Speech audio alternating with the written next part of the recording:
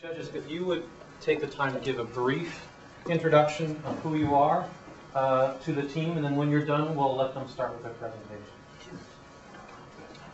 My name is Bob Parker. I spent 20 years selling communication satellites in Asia for the Hughes Aircraft Company, and now I'm working on stuff I can never talk to anybody about, including my wife.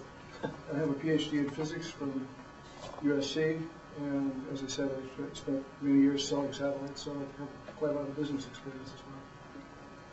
I'm Bill Castano. I'm a senior manager with Federal Express, and I manage a team of managers responsible for aircraft maintenance here in Los Angeles. I'm Doug Sanders. I'm Principal Ethics Advisor of the Jet Propulsion Laboratory in Pasadena. I have a PhD in political science, and my background is in contracts and procurement. I'm Kevin Harrington, a research manager in the personal care sector, Kimberly-Clark Corporation in Appleton, Wisconsin. Thank you, judges. If you'd go ahead and press that now and begin your presentation. Thank you. By the age of 2, children in America are able to recognize the golden arches of McDonald's. 10 years ago, 91% of children the age of 6 could recognize the image of Jill Campbell. There's no denying that brand image is an important tool in the American society, and McDonald's needs to be aware of the influence that public sentiment can have on their image.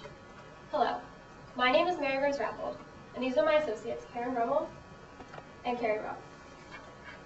We're here today as internal consultants to speak to you, the senior management of McDonald's, on how we can cater to a healthy lifestyle while being socially responsible and profitable. First, we're going to take you through some background information on obesity, and we're going to go through our proposed ideas of diversifying the menu, restructuring our meal plans, changing our marketing strategies, and contributing to community efforts against the obesity problem. After we take you through some background information, we're going to guide you through the legal, ethical, and financial discussions. And then with these in mind, we're going to make recommended initiatives that we believe you should implement in your company strategy. By the end of today, we hope to convince you of the imperative nature of these implementations.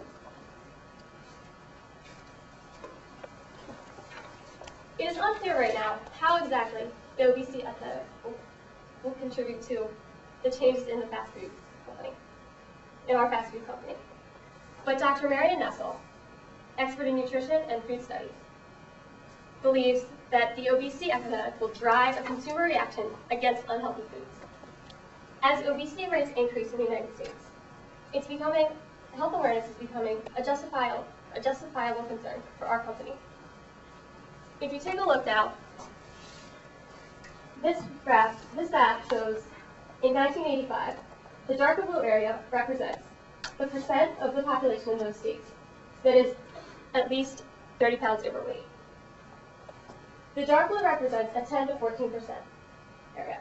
As we move to 1993, the darker blue, we see that the lighter blue has spread to the entire nation, whereas the darker blue, which represents 15 to 19%, is our new focus area.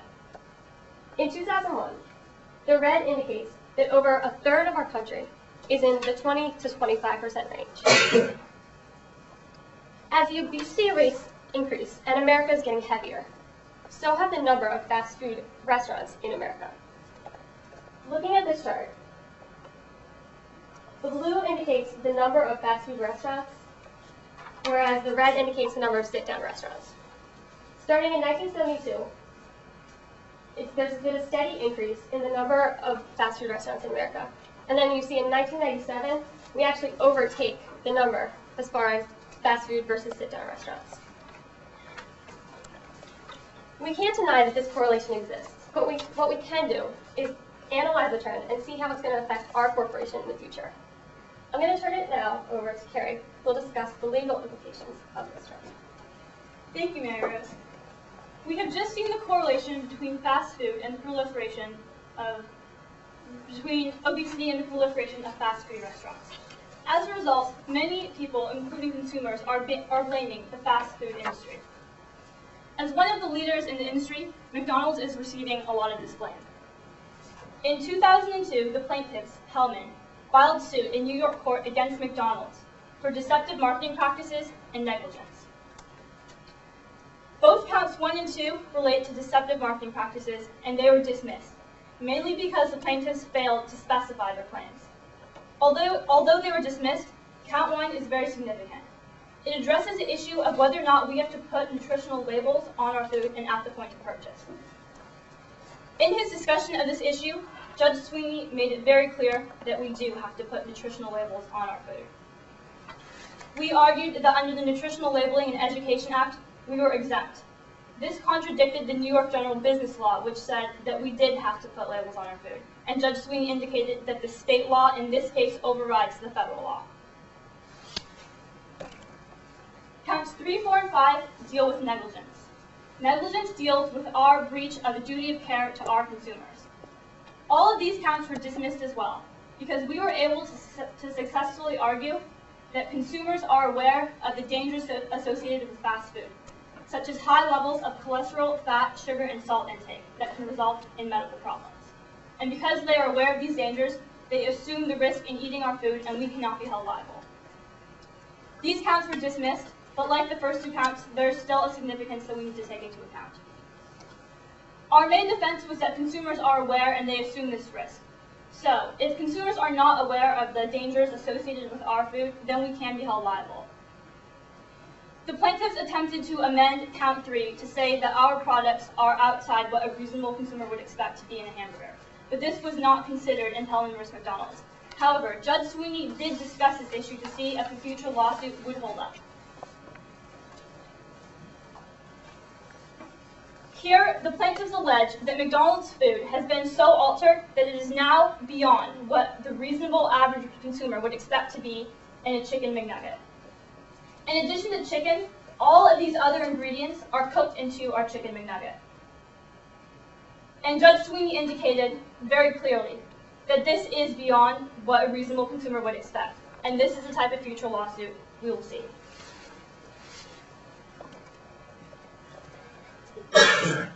Considering these future lawsuits, we are going to be in the legal spotlight, and it is important to consider the consequences of such scrutiny.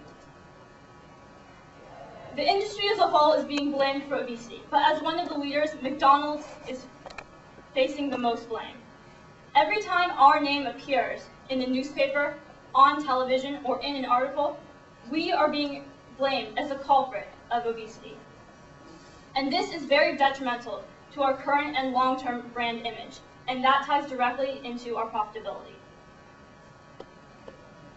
As we are in the spotlight, people are also posing the question, is fast food the new tobacco? This is also harmful to our brand image. First, tobacco has a negative association because it's associated with lung cancer, which is one of the leading causes of death in America. We do not want to be associated with an industry that is known for killing people. Second, tobacco faced $40 billion of legal fees and a $206 billion settlement. This is not an area where we want to be headed either. Finally, we are being forced to make very damaging concessions about the nature of our food. This is what happens in lawsuits. Plaintiffs make claims and they have to defend them. As a result, a lot of research is being done, and for the facts that when they find harmful facts that are true, we have to admit they're true. And the public becomes aware of this, and this is also very harmful to our brand image.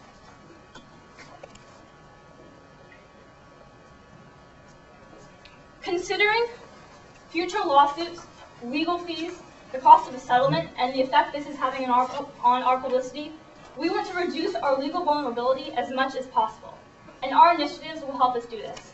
First, we want to adjust our marketing strategy. Counts 1 and 2 were dismissed because the claims were not specific. The slogans that they did refer to were McChicken every day and McDonald's can be incorporated into a healthy and balanced lifestyle. Now, the judge dismissed these as mere puffery, but we are still treading a very fine line between puffery and deceptive marketing. And to avoid any future claims that could interpret our marketing slogans against us, if in fact our food is not as nutritious as we say it is, we should avoid making statements like these altogether. Second, we need to provide more nutritional information.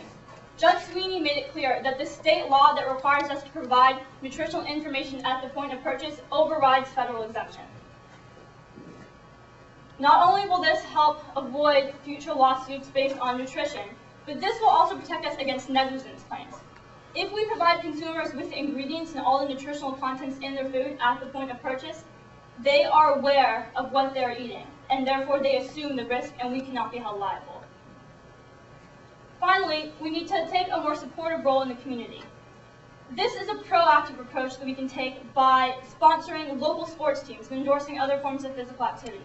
This ties into our duty of care and really shows that we go above and beyond our duty of care to consumers, because not only are we providing them with a more balanced and nutritious diet, but we are also making sure that their lifestyle is healthy by making sure they're exercising. All of our legal issues stem from an idea of a duty of care that we have to our consumers. This ties into a broader context, mainly our social responsibility. With every action we take, it is important to ask, is this ethical? Now, I'm going to turn it over to Karen, who will guide you through this discussion. Thank you, Carrie. In thinking ethically, we need to be aware of how our product affects our consumers. Beyond profitability and beyond commitment to our shareholders as McDonald's is a public company, we need to address our commitment to our stakeholders, namely our consumers and the community that we serve. As Mary Rose mentioned before, there is a correlation between the proliferation of the fast food industry and the rising obesity levels within the United States. If fast food finds that it's in any way responsible for this increase, it is our obligation, our social responsibility to help ameliorate the situation within the community. Fast food, specifically McDonald's, has been accused of packing a higher energy density within meal portions, referring to a greater number of calories within an average meal. This would result in unintentional overeating and therefore cause greater obesity. This is a problem because we as individuals who make up the corporation must be concerned with the individuals of society. We have to relate to them on a human level. Obesity increases the risk for several diseases, and in this way, we need to look out for the future of our consumers. Obesity is related to heart disease, diabetes, arthritis, hypertension, as well as gallstones and many other diseases. The risk increases as obesity levels increase also. Therefore, we need to be mindful of ways that we can improve the quality of our food so that we don't put our consumers at risk for detrimental effects in the future. It is the consumers who indirectly put food on our tables. Therefore, we need to be mindful of the food we provide to them. There are specific demographics who merit extra attention in this obesity epidemic. The first of which is referred to as plump poverty. This means those individuals who live in low-income neighborhoods, because currently we're experiencing the phenomenon of plump poverty where there's a disproportionate increase in the number of individuals in low-income areas who are finding themselves overweight, as opposed to individuals outside of these areas. Because of the links between obesity and related diseases, this is a growing concern. Fast food has established itself in low-income areas as a convenient and affordable option, which is key for the people who are just looking for means of putting food on the table. Half a century ago, this notion of plump poverty would not have existed because those people who lived in low-income areas were typically seen as the skinniest members of society, looking for where their next meal would come from. So we at McDonald's, we provide affordable options for our consumers. However, we have to make sure we're providing healthy options as well. It is found that there's less awareness about nutritional factors and health choices within these neighborhoods, and it is our duty to make these make educational programs available so that we can serve our consumers better. We market McDonald's as a lifestyle, especially within these neighborhoods, and it does correspond with the fast-paced American lifestyle. It is convenient and affordable for people to come to McDonald's. However, we need to make sure that we're also stressing nutritional value. There is a lack of education regarding how to integrate McDonald's into a diet effectively, and therefore we need to fix this problem before it relates to any additional health risks. The correlation between lack of education and obesity levels, as you can see, this graph is broken down into those who attended college, completed some portions of college, those who completed high school, and those who have less than a high school education. The lowest line refers to those who attended college, and as you can see, it's lowest, and those people who have gained more education are at less of a risk for obesity later in life. The middle lines, those who completed some college and those who completed high school, are slightly higher than those who completed college. However, what we really want to focus on is this top line, those who have less than a high school education, because it's our duty to make sure that our consumers are receiving the benefits of eating meals as opposed to being detrimentally affected in the future by health risks. Another demographic that is affected by the lack of education is children. Parents are concerned with the future of America and how we as an industry market to their kids. It has been found that nearly 50% of parents today are opposed to direct marketing to their children during television programs. Also, we have several partnerships, especially with current Disney movies, and we provide toys within our Happy Meals to make the experience of coming to McDonald's enjoyable for children. However, in our campaigns, we do not stress the nutritional benefit of eating McDonald's. And we also have to provide healthier options for children. Parents feel that their kids are being exploited because while the kids are craving McDonald's, because we draw them in, the parents have to make these decisions on behalf of their children. And with the rising obesity epidemic that's going on right now, we need to concern ourselves with the future of America also. We need to focus on healthy options so that our children will not experience the later health risks associated with obesity. Currently, we have initiatives in test areas, such as replacing our French fries with apple slices and replacing the soda typically found in Happy Meals with juices or milk.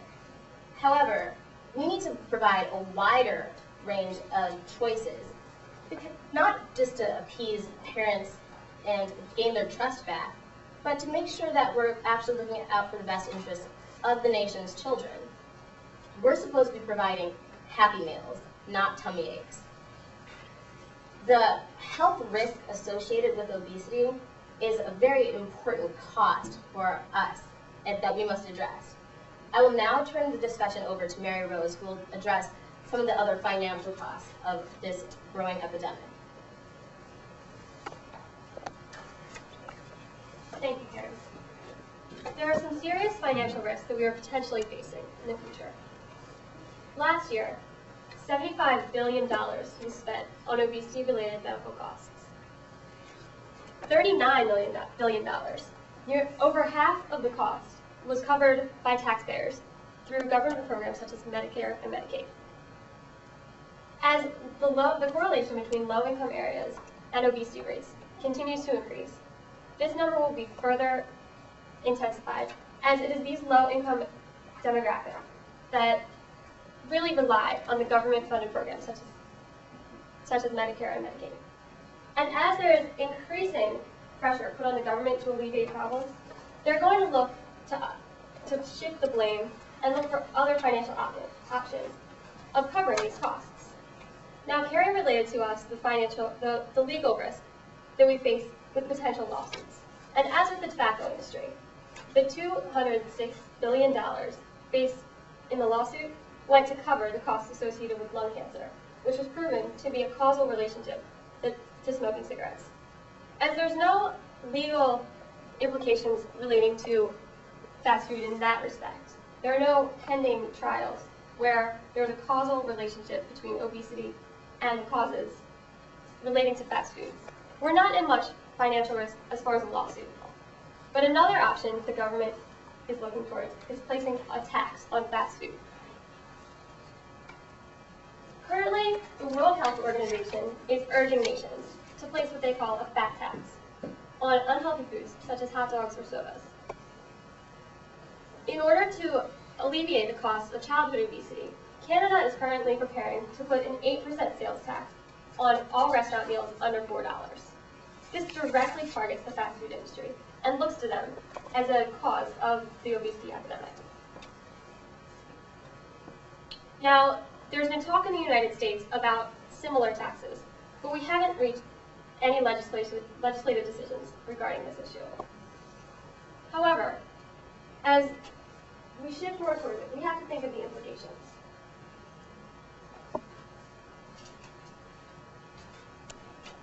As part of our report on social responsibility, we state that we are committed to doing the right thing for the communities in which we operate and to the consumers who we serve. If such a tax were to be implemented in the United States, it would not only affect us financially, but it would place burden on our consumers, especially in the low-income areas.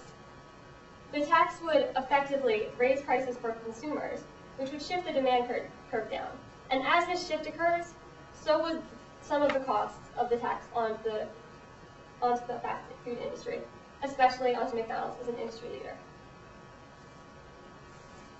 As this demand curve shifts down, it would also decrease our total output as well as decrease our total revenues, which is primarily financially what concerns us.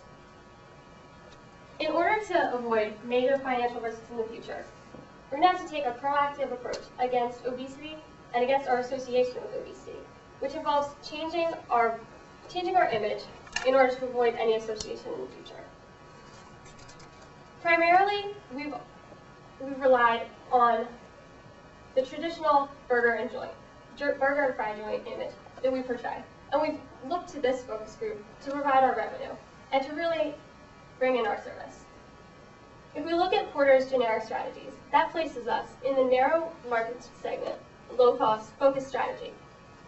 We're going to recommend that we move more towards a strategy of cost leadership, where we'll open up our market to a broader audience by allowing those who are more nutritionally conscious to find a home at McDonald's and to join our consumer group. Right now, with initiatives we have, such as the salads, a crispy chicken Caesar salad with dressing and croutons contains 530 calories, whereas a Big Mac, which is traditionally seen as one of our most unhealthy options, only has 493. If health-conscious consumers are not able to come to McDonald's and get a meal with the appropriate level of caloric intake that they are looking for, they'll simply go elsewhere.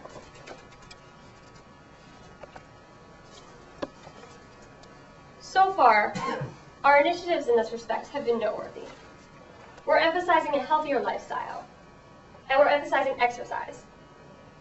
We've also integrated some new options, such as the premium salads, our pitas, our McVeggies, and apple slices in target areas. We've even teamed up with Oprah Winfrey's personal trainer to show that consumers really need to focus on the exercise and their role as personal consumers responsible for their own nutrition.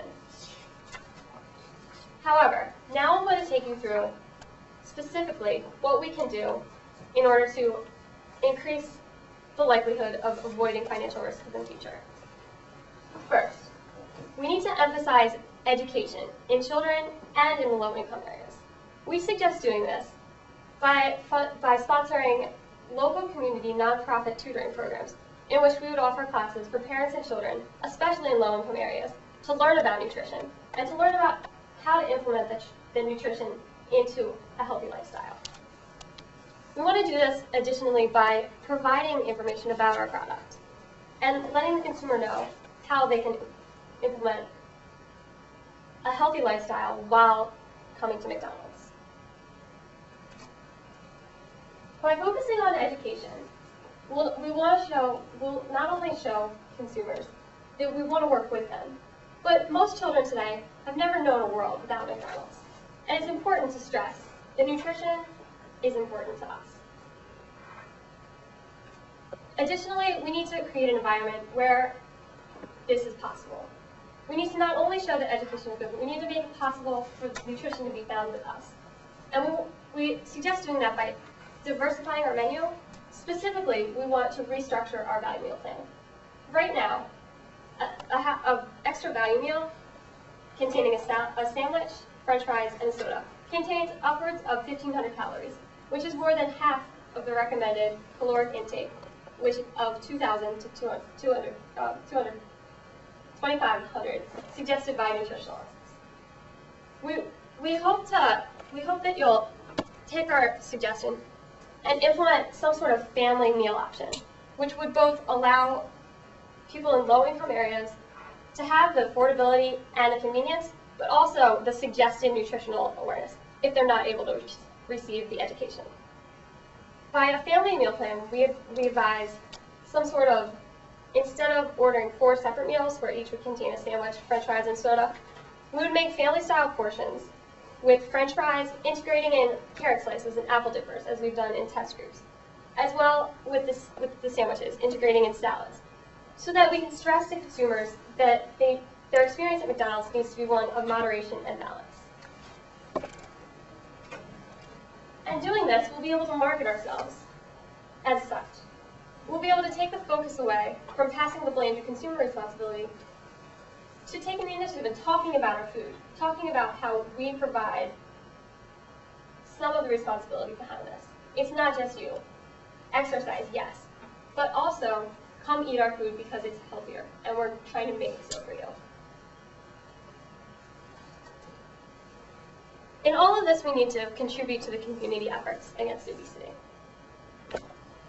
If we look at the costs versus the payoffs, we'll see how we can do this. As of right now, the future is yet to be determined, and the decisions that we make right now in this room will affect how we're seen in the future.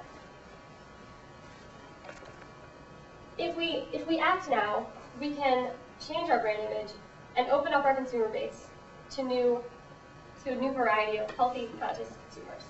If we don't act, we'll be at the mercy of the lawsuits and taxes that will be imposed upon us.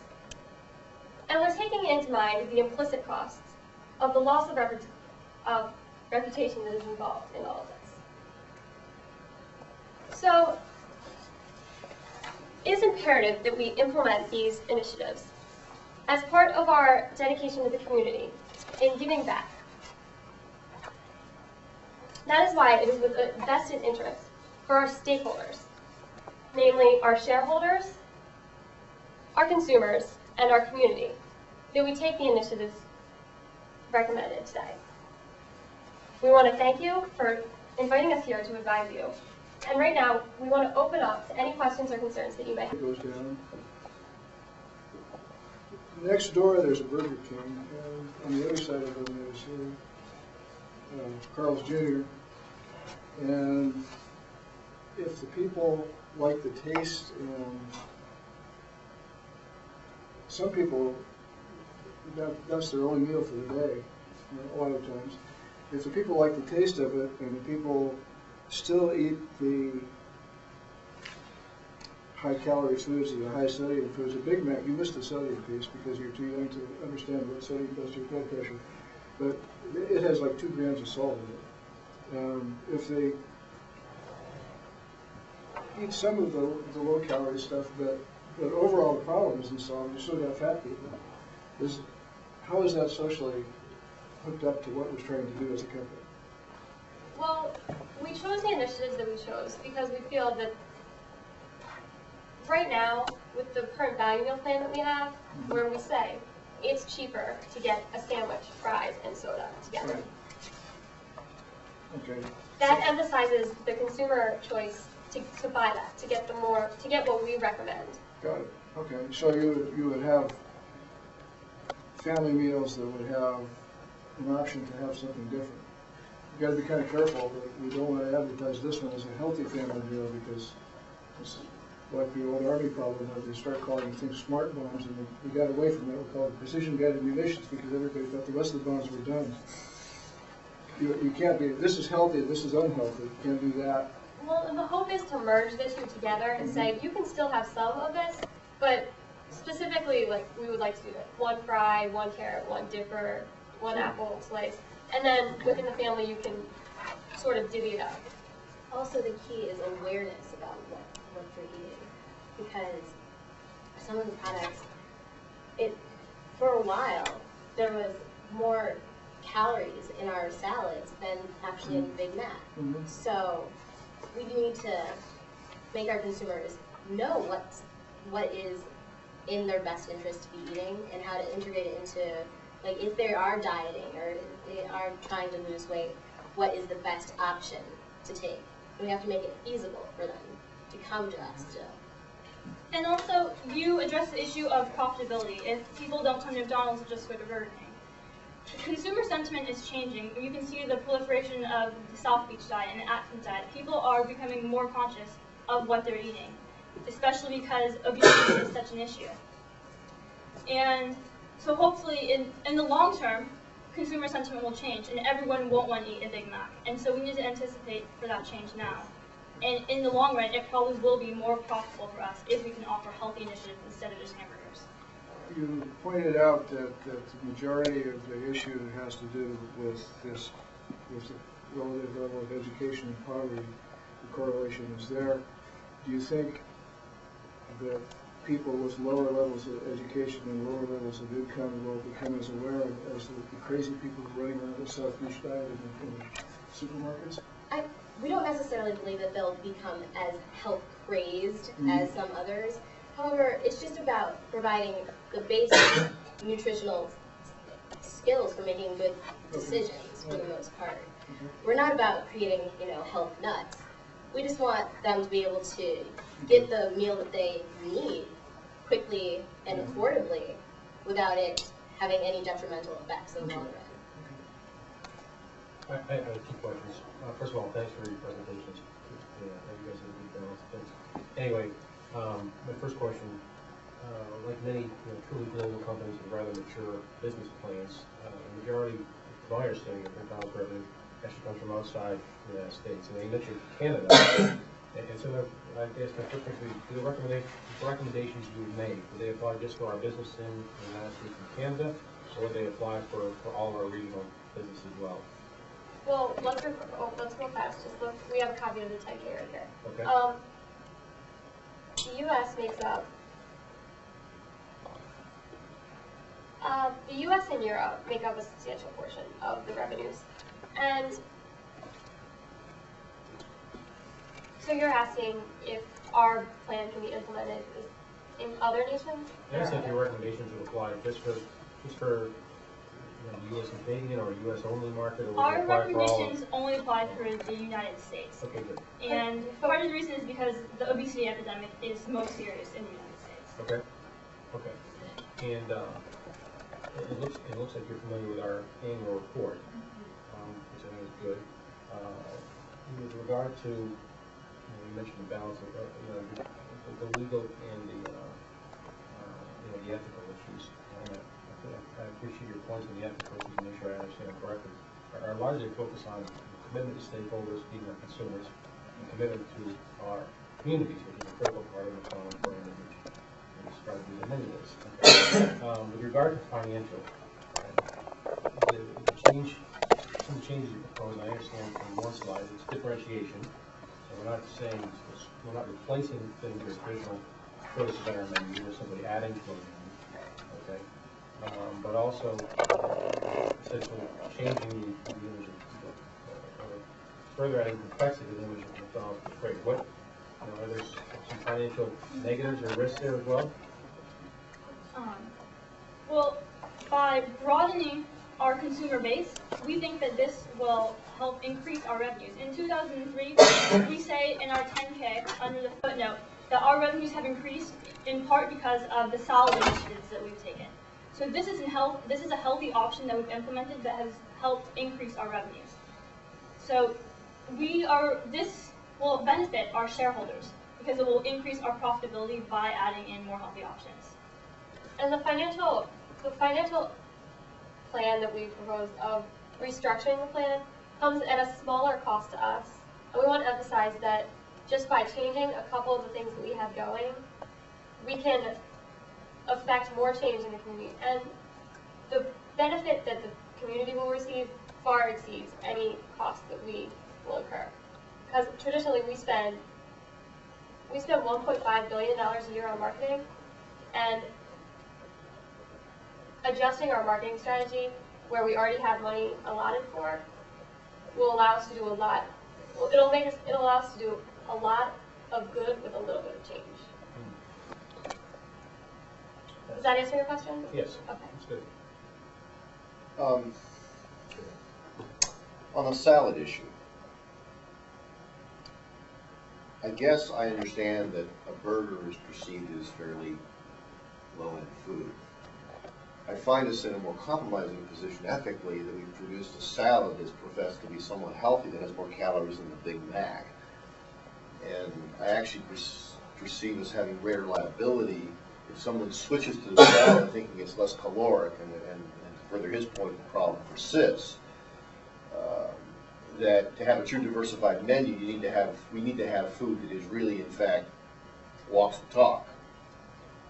As a parent of a 3- and 5-year-old, I go to McDonald's and I would perceive the salad to be somewhat a healthier option than the burger. I still choose the burger because that's why I go to McDonald's. And addressing the issue of trying to get my 5-year-old to eat an apple or a carrot at McDonald's versus a French fry is certainly a parental challenge. When in most cases they're focused on the Happy Meal toy.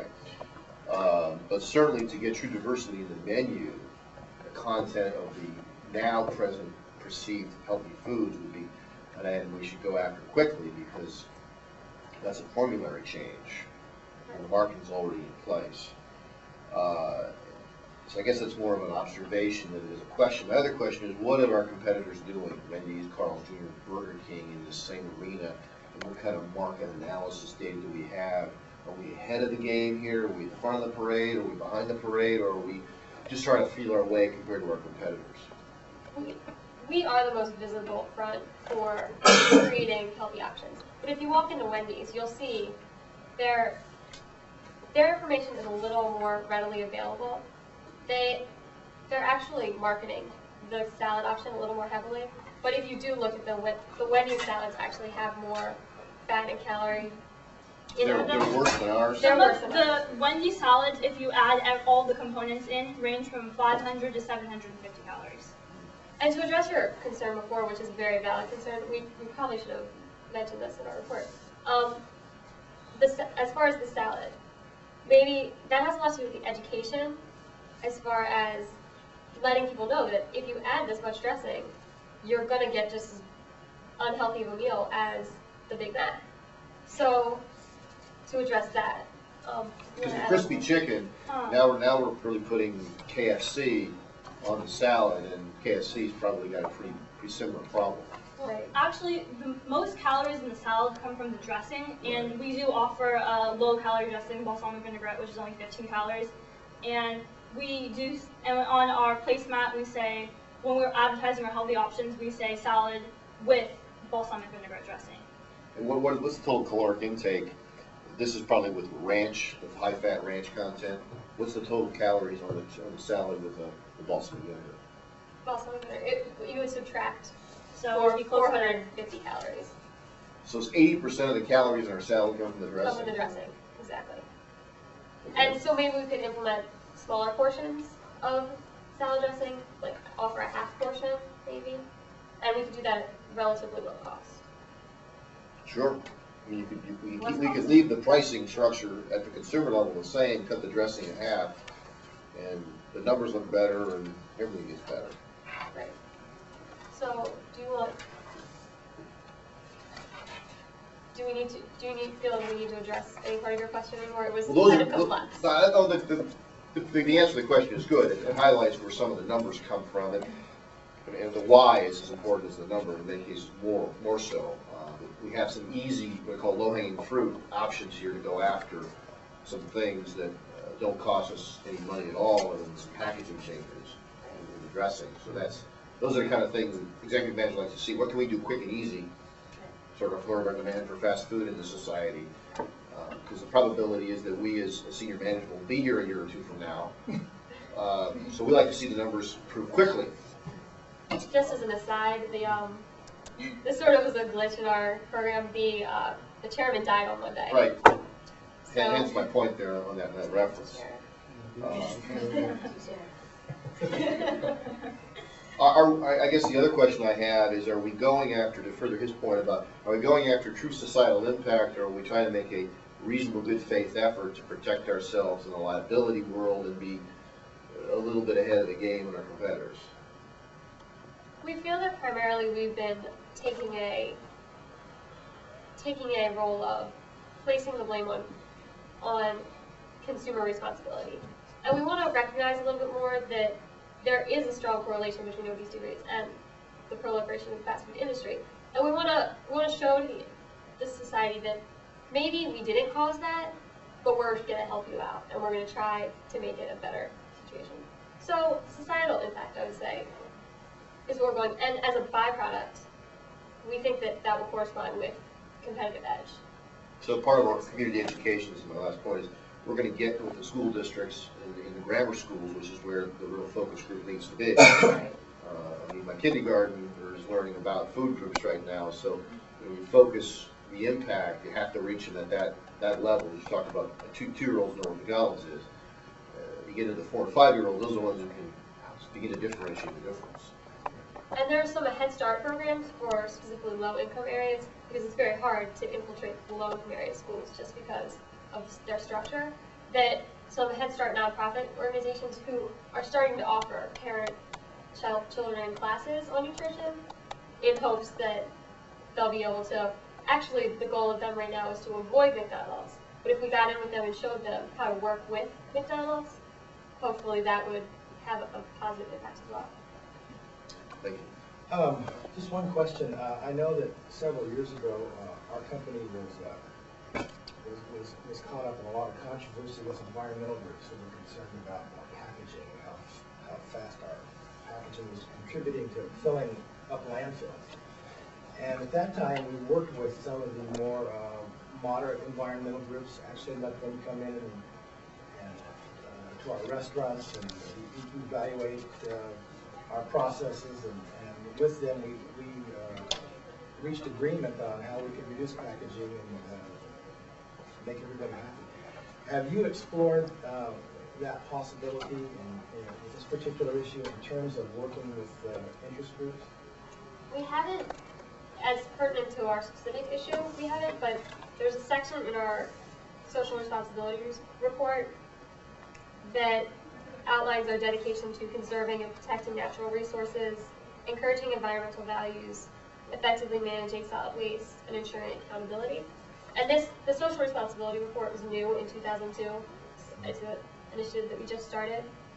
And it talks about our structure, and it addresses how in 1990 we established a corporate environmental department and the ways that we're working with the community on that issue. Is there a parallel here with this particular issue in terms of working with other groups, outside groups?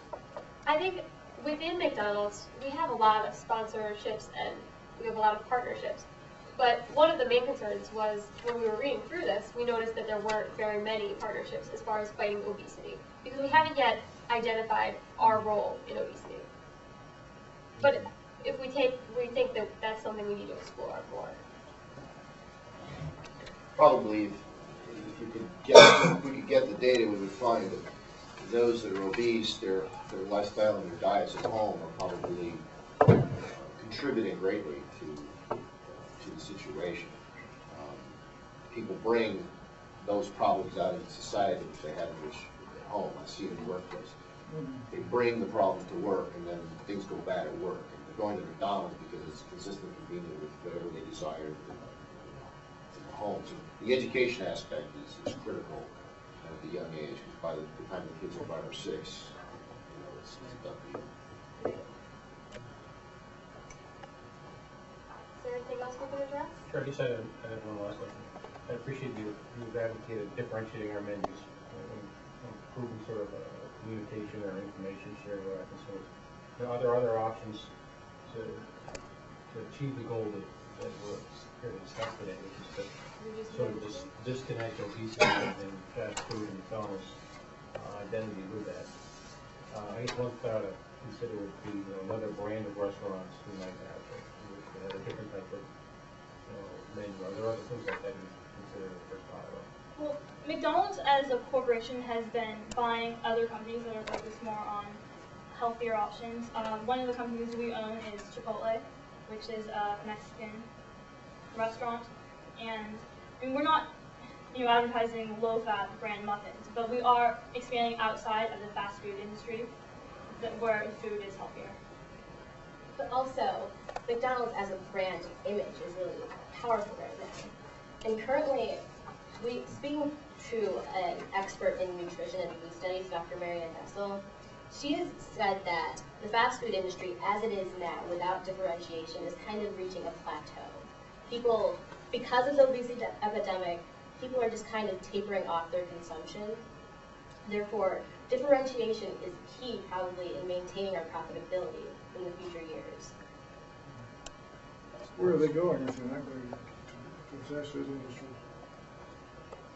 Well, one company that has done very well is Subway, and they really market a healthy lifestyle. And they have the partnership with Atkins Diet, which, when we looked at our market structure, would be very difficult to initiate within our company based on the content of most of our food.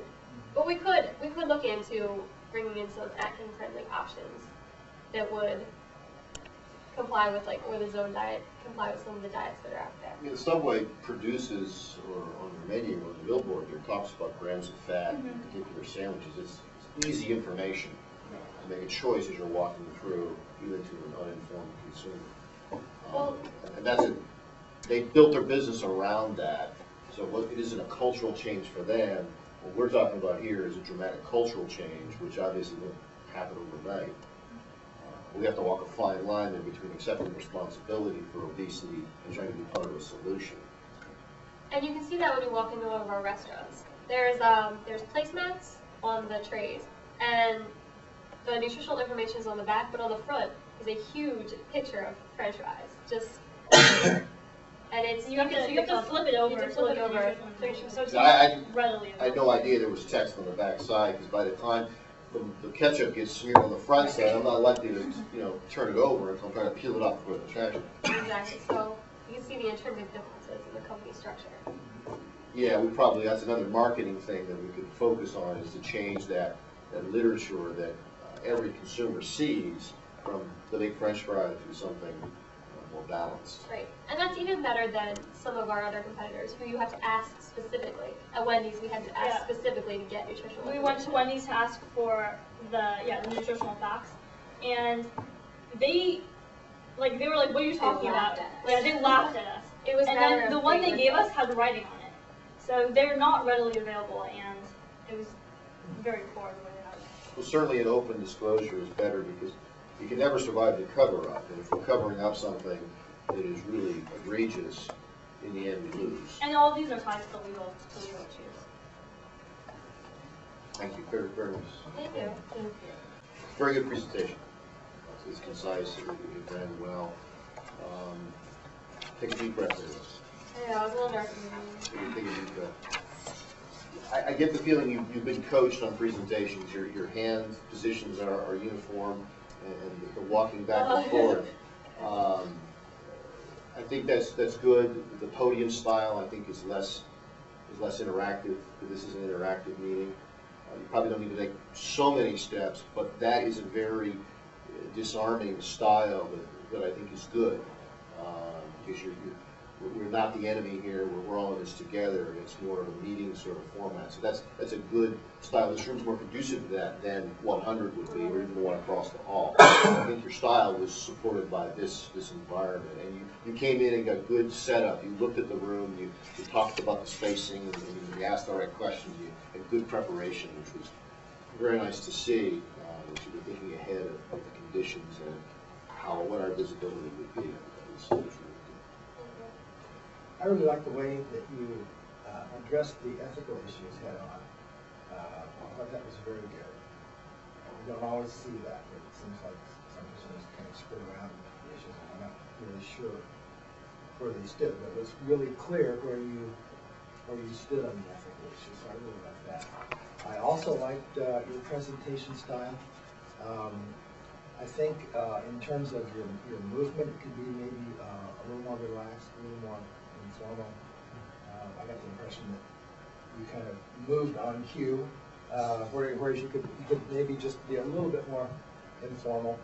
And it's okay to gesture a little bit. You don't want to be waving your hands all over, but it's okay to make a purposeful kind of gesture that goes along with purposeful movement. But I liked it overall. Very nice. Thank you. I think you all did a very good job. I think your presentation on Monday to a staff group at Kimberly Clark, and I found myself thinking about your presentation in context of what I would be doing. A couple of thoughts. First of all, excellent choice of topic. I thought it was very good choice of topic. One is Bill. Bill. Yeah, Bill and I are pretty familiar with our small children as well. And we can many of us do a lot of talks or speaking. A couple of suggestions. First of all, I might suggest a slide on scope, just to focus on what part of the market you're speaking of and what consumer group you're speaking of. I also thought the awareness of 10K, the annual report, that's very good. Excellent job. Sounds like you all have been to a few other competitive restaurants. I'm familiar with groups like the one we're supposedly representing. We're very conscious of our financial performance and our position, our brand, not only our brand position, but our market position, and how we compare against competitors. So your awareness of how your of what competitors are that we have and McDonald's has in the U.S. market is very good. I think Subway is an excellent analogy. So I was impressed with you. By the way, I find myself often making that choice and meeting my wife and son on summertime when they're out of school at Subway. The Boston market is another business which McDonald's belongs now as well. Only other suggestion, I'm not telling you to do it, just something to consider. I think your legal, or more specifically your ethical points are well made because of McDonald's effort. I'm sure it's riddled throughout our annual report, the annual report as well, about the relationship between McDonald's and its community. And your slide again is a very good point. So my point would be consider possibly putting the ethical part at the end for impact. Okay. And perhaps even just summarizing your ethical point at the end. Okay. It's inappropriate for the presentation, not only for reasons of time and complexity, but for a topic like this, the financial part of it would be enormous because it would obligate knowledge an enormous amount of risk in terms of what you're proposing. But it's critical in your message about being the next tobacco. And that's what it's all about. So, anyway, I enjoyed it. Yeah, you guys are nervous. That will go away as you get older, I hope. And that's the first thing I noticed, and the little stylized presentation. But you were clear, and you were easy to understand. A couple of things on the detail. I was a little disturbed by the chart that had all of the ingredients on it. I think that's an interesting chart, but there's nothing on it that tells me anything. I'd want to see nutritional breakdown. Some of the McDonald's, any fat. Well, the point of that slide was just to show that all of the ingredients, is that a chicken McNugget is more than what you would expect. Right, yeah, I understand that, but because of a little medical problem I had last year, I've been reading a lot of labels, and And actually, Most chicken things have McNuggets have twice as much fat as hamburgers. yeah. I can bring that point into. Would it be better if we juxtapose that with like, went from that to like the nutritional breakdown of how it, like the actual effect is? The point you were trying to make with the slide was that the judge thought there was too much crap in food, right? Because that was the point you were trying to make. And you might just have a backup slide that had the nutritional breakdown, because the nutritional breakdown isn't very good. I agree with you. But what I got out of it, I mean, the message, there was a lot of stuff there, but if you read the labels, your wife probably reads a lot of labels, right? And you read the labels a lot, you find that everything looks like this. I'm sorry, that's just kind of how it is. And the point for senior people who may have had that experiences is that yeah, there's a lot of stuff in there, but also the second piece of the point you're trying to make was some of the stuff is going to, I mean, the content, the fat content is and fat and sodium you're trying to struggle with. So that was one. The other thing in the legal piece that you were referring to, this is clearly going to end up as a class action lawsuit somewhere, and by one of those firms in New York that does that kind of crap. So that might be a point to mention that eventually, if you don't change your style, you're going to end up with these class action lawsuits, which are going to cost just a ton of money. I mean, it's interesting that one guy comes in and remember the lady who spilled the coffee in her lap, and that one. But here you've got a case where you're going to end up with a class action lawsuit. And Yeah, I agree. Actually, I'm a chemical engineer by sort of training, and what I was surprised, I haven't read this eye chart before. It's not fair to do any BEF in the slide. There's actually methylpolysaloxane and TDH2, which is terpenoid hydroxyquinone. Those are actually relatively inert. There's actually nothing that strikes me as bad except the diglycerides and natural fats or part natural components. But yeah, to have the part about caloric intake and fat, like Subway uses, for example, it would be powerful. I mean, the chart fit the point you're trying to make, but it doesn't have as much impact because it's a pie chart. But I liked all the rest of it. You were very clear what you're doing, and just relax a little bit. Thank you. Well, thank you all very much. Sure. If you need to shorten it down to 20 minutes, you could probably cut the introductory slides on the demographics chart. Just show the current one of 2003, what the problem is today. Is the trend is you know, trim it down. And you could probably get rid of this slide on the chicken McNuggets, just talk that, put a chicken with a question mark, or a chicken plus, to illustrate that where the judge was coming from in that regard, if you want to compare it down. Yeah, and the relationship of obesity and disease, you could just mention. When I grew up in Northern California, I had an old country doctor, and he said to me one day, Bob, he said, you don't see any old fat people. 35 years of practicing medicine in the country. It's absolutely